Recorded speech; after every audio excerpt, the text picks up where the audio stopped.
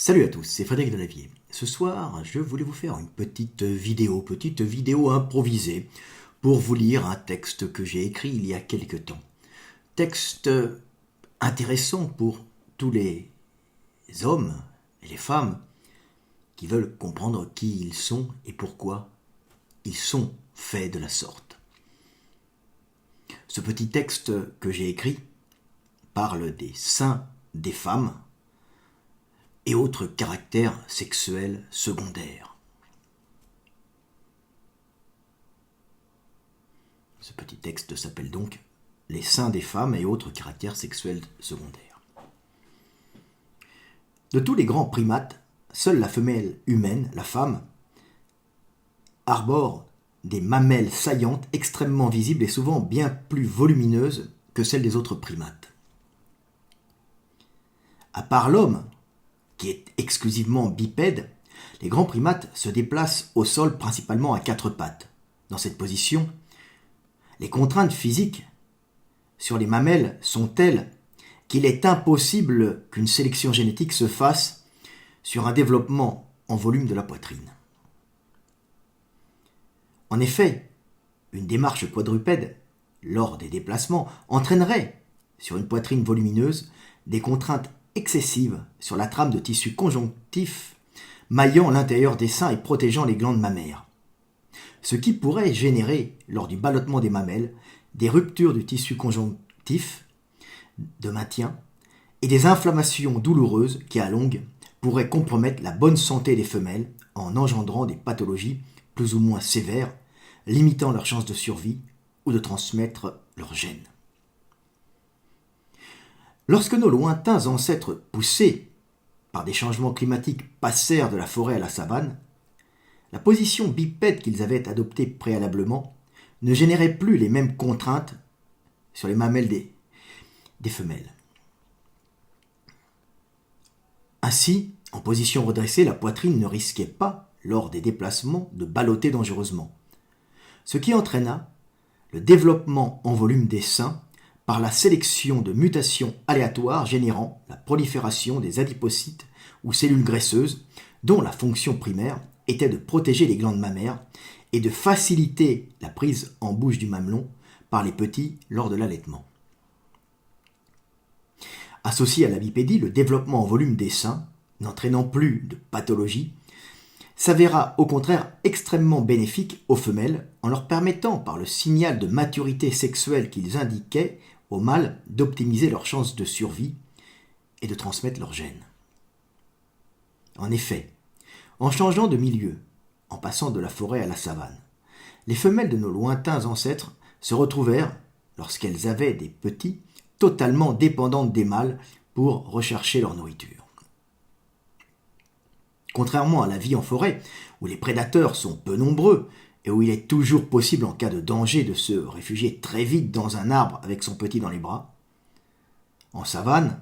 où rôdent de dangereux prédateurs, il était impossible pour les femelles de nos ancêtres, portant leurs petits dans les bras, de s'éloigner des rares arbres pour aller chercher de la nourriture. Dans ces conditions, le seul moyen pour les femelles de rester en vie avec leur progéniture était de rester près des arbres afin de s'y réfugier au plus vite à l'arrivée d'un prédateur et de compter sur les mâles pour obtenir la nourriture nécessaire à leur survie et à la croissance de leurs petits. Dans cette savane dangereuse, la pression sélective fut exacerbée, modifiant extrêmement rapidement la biologie et le comportement des femelles. Les périodes d'oestrus visibles, indiquant les périodes de fécondité mensuelles des femelles propres à tout grand primate, disparurent pour ne laisser transparaître que les signes de maturité sexuelle. Cette stratégie reproductrice, sélectionnée génétiquement d'une façon aléatoire, avait comme avantage d'optimiser les chances de survie des femelles en sélectionnant les mâles qui recherchaient l'accouplement non pas uniquement lors des périodes de fécondité mensuelle, mais le plus souvent possible. Accouplement et attention sensuelle que les jeunes femelles faisaient payer aux mâles très cher, c'est-à-dire leur faisant payer par de la nourriture qui leur permettait de survivre avec leurs petits sans être obligés de s'éloigner des arbres pour chercher à manger et par là d'allaiter et de nourrir leurs petits en bas âge, en toute sécurité. Ainsi, les signes indiquant la fécondité mensuelle des femelles disparurent pour ne laisser place qu'à des signes indiquant l'âge de fertilité de la femelle, c'est-à-dire l'âge de fécondité entre l'enfance et la vieillesse. Le gonflement mensuel de la vulve, fait pour signaler au mâle la période d'ovulation, disparut progressivement, pour laisser place à tout un ensemble de caractères morphologiques indiquant que la femelle était en âge d'être courtisée, nourrie, protégée et fécondée par le mâle. Ainsi, la vulve ostentatoire, rosée et turgescente des femelles de nos lointains ancêtres de forêt disparut progressivement entre les cuisses pour devenir un sanctuaire discret, caché dans la graisse pubienne, que seul le mâle le plus généreux et protecteur pouvait entrevoir pour être dans la jouissance de la pénétration. Pour peut-être dans la jouissance de la pénétration, y vider sa semence et transmettre la vie et la mémoire génétique de sa lignée. Les mâles qui transmirent leurs gènes furent donc ceux qui étaient attirés par les signes de la jeunesse fertile des femelles et qui ne cessaient de les courtiser et de les nourrir pour pouvoir les pénétrer et jouir. Les femelles développèrent donc, par sélection génétique, des signes visibles par les mâles, signes indiquant leur fertilité liée à leur jeunesse et à leur bonne santé hormonale, ce que l'on nomme les caractères sexuels secondaires. Le pubis, souvent glabre et rosé chez les grands primates au corps couvert de poils, se couvrit par contraste de poils chez la femme humaine au corps glabre. Les seins devinrent volumineux et ostentatoires, et les lèvres du visage plus charnues et rosées. Tout un ensemble de signes indiquant que la fillette était devenue femme et pouvait ainsi être courtisée, séduite, nourrie et enfin prise et fécondée.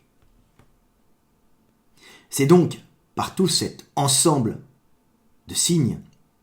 que les femmes actuelles indiquent aux groupes et aux hommes non pas leur période d'ovulation mensuelle, mais leur fécondité liée à leur âge, indiquant qu'elles sont enfin femmes, qu'elles sont enfin prêtes à être courtisées et entretenues par un homme pour devenir mères et continuer dans ce laps de temps la vie de l'espèce avant que le temps ne les stérilise, tout en faisant disparaître tous ces signes ostentatoires de la jeunesse fertile. Vient alors l'âge de la vieillesse, la peau se ride, les seins deviennent flasques et pendants, les lèvres s'amenuisent jusqu'à disparaître pour ne laisser qu'une fente ridée transversalement. Cette femme stérile n'est alors plus désirable par les hommes. Il est alors temps de devenir l'aide indispensable aux jeunes mères, de devenir la grand-mère qui, par son expérience et son savoir, aidera les plus jeunes à accomplir à leur tour leur rôle de mère. Voilà, petit texte pour vous parler de la morphologie de nos femmes, de la façon dont elles se sont transformées au cours de l'évolution pour devenir ces créatures désirables qui indiquent par leurs seins, leurs lèvres gonflées, leurs fesses bien fermes et leurs vulves poilues, qu'elles sont des femmes prêtes à être fécondées et à transmettre la vie pour accueillir l'âme du monde. Voilà, c'est intéressant de comprendre pourquoi les femmes humaines sont devenues si particulières parmi les primates et pourquoi notre sexualité est constante et ne se pratique pas uniquement aux périodes de fertilité des femmes. Petite vidéo du soir, espoir. Petite vidéo pour vous expliquer de grands changements évolutifs au niveau structurel mais aussi comportemental qui sont encore pour les chercheurs une cause d'interrogation, interrogation qu'ils n'ont plus à se poser car je suis là et je vous ai répondu par ce merveilleux texte fait pour vous ouvrir l'esprit à ce que nous sommes réellement. Ce texte a été écrit à la suite d'un livre de Jarrod Diamond qui s'interrogeait justement sur le fait que nous étions la seule espèce de primate à ne pas avoir de période d'oestrus marquée et avoir cette sexualité constante, et il s'interrogeait encore là-dessus, et je viens de vous donner la réponse qui est bien sûr dans l'éveil des consciences, réponse qui est approfondie dans ce petit texte que j'ai écrit pour vous il y a quelques mois, mais que je n'avais pas lu, je crois, et qui, normalement, mériterait, si ce n'est un prix Nobel, du moins un grand article dans Science. Mais la France étant ce qu'elle est, seul le réseautage permet de passer dans les revues scientifiques, mais ne vous inquiétez pas pour moi, je vends des millions de livres dans le monde, et ma place, aux États-Unis ou ailleurs, est faite pour des siècles. Je vous aime, et paix sur terre, c'était Frédéric Delavier. Au passage, je remercie mes followers, et particulièrement Sébastien, de m'avoir envoyé ce magnifique bracelet que je porte fièrement, bracelet qui a dû être fabriqué par mes ancêtres, je pense, en tout cas nos ancêtres à nous Européens, puisque c'est un bracelet qui doit dater, je pense, du début ou du milieu de l'âge de bronze, qui a entre 3000 et 5000 ans, donc je le remercie. Je porte sur moi cette babiole extrêmement vieille qui me rappelle qu'il y a des gens qui m'apprécient et qui m'envoient ce petit cadeau symbolique que j'aime porter pour me souvenir des gens qui m'aiment et pour me souvenir des hommes qui m'ont précédé et qui ont fait celui que je suis. Je vous aime et paix sur terre mes frères, c'était Fred Delavier ou Cheikh Delavier pour les intimes. À bientôt.